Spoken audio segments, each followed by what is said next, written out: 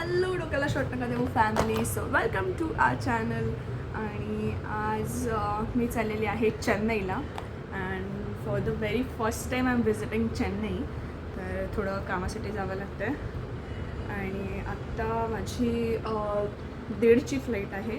आणि मी जरा लवकरच चालली, कारण नेहमीसारखं मला बोर होतं आहे घरात बसून. सो मी जरा लवकर चाललेली आहे. आता 10:30 झालेले आहेत आणि आता मी निघेन. सगळी बॅग वगैरे पॅक आहे. तर मी पूर्ण वीक चेन्नईला असणार आहे.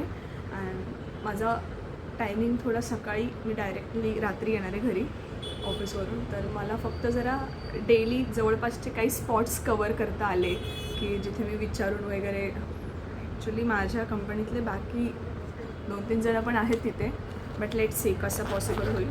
पण मी एकटी पण जाऊ शकते. तर मला थोडंसं आता तिथे गेल्यावरती कळेल की कोणते कोणते स्पॉट्स हॉटेलच्या जवळ आहेत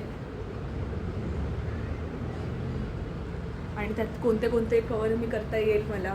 आणि एक दिवस असं मला पूर्ण फिरण्यासारखं असं नाही आहे, कारण मी मंडे टू फ्रायडे पूर्ण काम करणार आहे. आणि त्याच्यानंतर डायरेक्टली सॅटर्डेला माझी रिटर्न फ्लाईट आहे. आणि सॅटर्डेची रिटर्न फ्लाईट माझी दुपारची आहे. तर मग मी ट्राय करेन की मला संध्याकाळी कोणते जवळपासचे स्पॉट जर कवर करता आले तर. आणि आज मी 1:30ची फ्लाईट आहे, तर मला वाटते 1.5 तास अलाउंड 2 तास वगैरे लागतील तिथे पोचायला. आणि तिथे गेल्यावरती हॉटेल तर जवळ आहे तिथून, तर मला फक्त जरा बघावं लागेल की आज जर कोणता पॉईंट कवर करता आला तर मी आजच करून घेणार. म्हणजे माझ्या मनात ती अशी धुकधुक अशी नको मला की अरे मी चेन्नईला जाऊन आले आणि कुठे फिरलीच नाही आहे. तर त्यामुळे मग मी आत्ता गेली की संध्याकाळी कुठेतरी फ्रेश होऊन जाणार आहे बाहेर. आणि मेन म्हणजे मला तिथलं फूड ट्राय करायचं की काय नक्की, कारण मी असं ऐकलं की राईसचे असे खूप सारे किंवा साऊथ इंडियन डिशेस खूप तिथे फेमस आहेत आणि this is the actual origin. तर त्यामुळे मला जरा इडली डोसा हे सगळ्या गोष्टी ट्राय करायच्या. संध्याकाळी जरा मला टाईम भेटला तर मी तिथे थोडंसं जरा व्हिडिओ काढायचा प्रयत्न करणार आहे. आणि मला शॉपिंगसाठी मला माहिती नाही मला आता किती वेळ आहे, पण मम्मीसाठी आणि ताईसाठी नक्कीच मी काहीतरी, आणि स्वामींसाठी ऑब्व्हियसली, तर मी त्यांच्यासाठी काही ना काहीतरी असं घेऊन यायचा प्रयत्न करणार आहे. तर शॉपिंगचे पॉईंट काय कवर झाले तर बघूया. आता मी बनवताना सांगते हे सगळं, पण त्यातल्या काही गोष्टी मिस होतील किंवा एखादीच गोष्ट होईल. तर जे पण काय असेल, पण मी एक का होईना काही ना काहीतरी एक स्पॉट किंवा काही ना काहीतरी मी कवर करण्याचा प्रयत्न करणार आहे. कारण आता जाणं होईल परत पण चेन्नईला, पण आय डोंट नो की किती वेळा जायला भेटेल आणि कधी जायला भेटेल. त्यामुळे आत्ता टाईम आहे, पूर्ण वीक आहे मी, तर त्याच्यामुळे मग हा बेस्ट टाईम आहे. तर मला काहीतरी कवर केलं पाहिजे. आणि आत्ता मी कॅब बुक करते माझी. इट्स 10:30 आणि मी आता निघणार. मला आता एअरपोर्टला चेक इन करताना, म्हणजे त्यांचं VIP चेक इन असतं, मला देवेंद्र फडणवीस दिसले. आणि फायनली आज मी त्यांना फेस टू फेस असं पाठितलं डायरेक्टली, कारण त्यांना मी कधी बघितलेलंच नव्हतं. आज मी प्रत्यक्षात त्यांना बघितलं आहे. तर त्यांचं चेक इन प्रोसेस वेगळी असते, VIP check in. I think ते इंटरनॅशनल एअरलाईनला गेले आणि मी डोमेस्टिकचं होतं, तर मी राईट साईडला आले. कारण आम्हाला असं थांबवलं होतं ते वरती जाईपर्यंत. तर मी त्यांना बघितलं आज एअरपोर्टवर.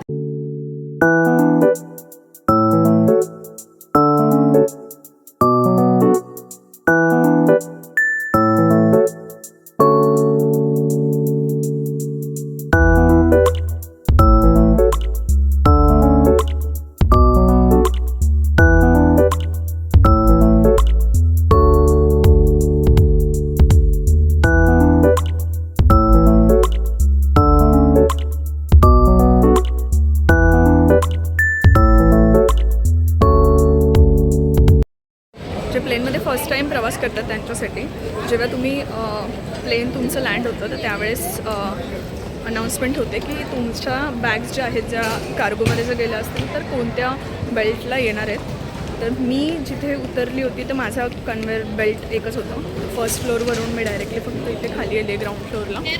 डायरेक्टली असं नंबर लिहिलेला असतो वरती, येल्लो जे हायलाईट हे असं नंबर लिहिलेला असतो. आणि you need to find out की कोणत्या कन्वेअरला आहे. तर माझा सर्वात फर्स्टला होता, तर मी तिथून कलेक्ट केली. आणि त्याच्या अपोजिट साईडला एक्झिट असतं. आणि तिथे वरती प्रत्येक ठिकाणी जर तुम्ही फर्स्ट टाईम ट्रॅव्हल करत असाल तर तुम्हाला असे टर्मिनल्स किंवा काय ह्याचे हायलाईट करून दिलेले असतात. तर आता अरायवल ह्या साईडनं झालेलं आहे. Departure it is from here. Domestic flight, international flight पूर्ण मेन्शन केलेलं असतं. फक्त तुम्हाला वरती बघायचं आहे. आणि आता मी उतरली आहे, तर मला आता माझी कॅब फाइंड आउट करायची. तर मला एक्झिटचा जो गेट आहे तर तिथून मी बाहेर पडून मग माझी कॅब एकदा हे करते.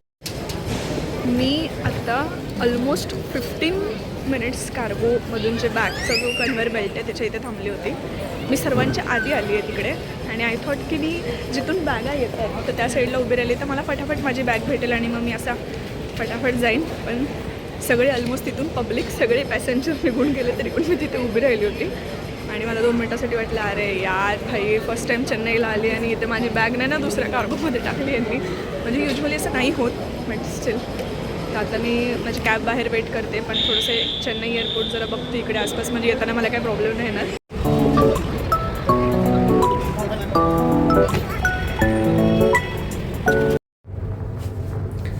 ओके सो फायनली मी पोचलेली आहे हॉटेलला आणि माझा अवतार तुम्ही बघता.